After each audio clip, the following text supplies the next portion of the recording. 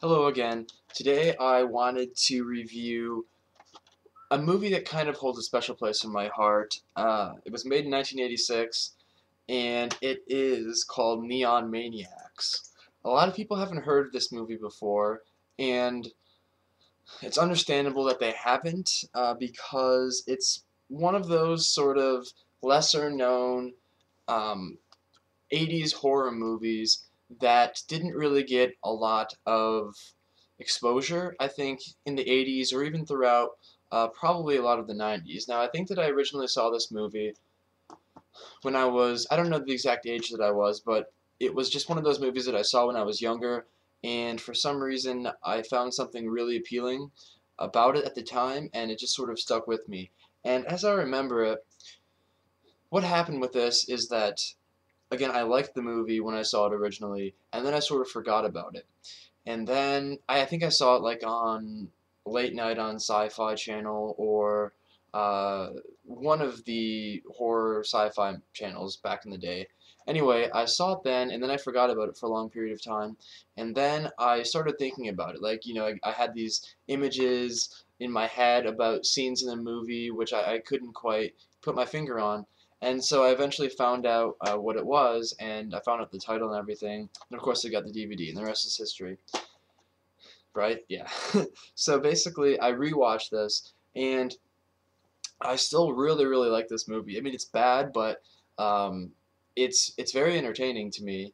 And essentially, what the movie's about is you can see this guy right here. He's one of the Neon Maniacs. There's like 12 of these guys, and they all look really ridiculous. There's like an ape, and there's like this army guy, and there's this Native American gentleman. Of course, they're all male, but there's like a doctor as well, and they live under the Golden Gate Bridge. Like the movie just fades in, or it basically it fades in, and then it just has this sign with all these cards with the different Neon Maniacs on them, and you're not.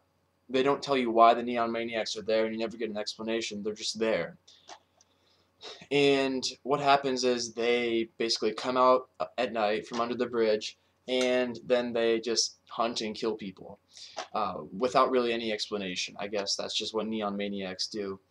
Basically, there's this main girl, and I don't remember her name, but she is like having a party with her friends, and the Neon Maniacs come, and then they kill all the people at the party except for her, and then no one believes her, and then they end up coming after her, and they just keep chasing her and trying to find her.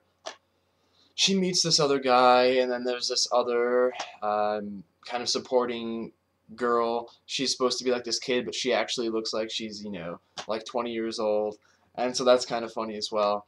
But uh, in water is actually their arch nemesis. Water is like their kryptonite. You can kill them with water. That's the other thing. Now, um, what was I going to say? Something about the movie that I really liked. Oh, right. I've always had this strange fascination and obsession with movies where there's like a monster or a series of monsters and they're chasing after someone and the people are always trying to escape and they never can. The monsters just keep coming after them. That happened in Rawhead Rex, which I really want to review later, and I need to rewatch it though. It also happened in Watchers, and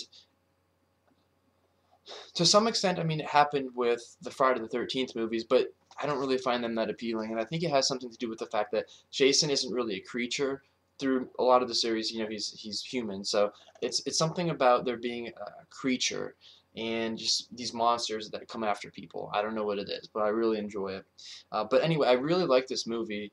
Um, again, it's bad, but the dialogue is funny and the performances are really offbeat. There's like this scene at this high school where um, there's like a high school dance going on and there there's all this awesome 80s music, and then there's like this hair metal band who are just completely absurd. And then the Neon Maniacs come in, and then hell breaks loose and all this, hilarity ensues. It's fantastic. It might not appeal to the majority of people maybe who who didn't see this movie when they were younger and don't have a special place in their heart for it. But if you do like 80s horror movies, particularly the cheesy variety, then I really think that you would like this. I definitely recommend checking it out. I probably would give it something like 3.5 stars, but yeah, in terms of enjoyment, probably like a 4-star movie. And the theme of this movie is amazing. It's like really cheesy 80s porn music, but at the same time, it has a strange fate. So that's all I'm going to say. Check it out.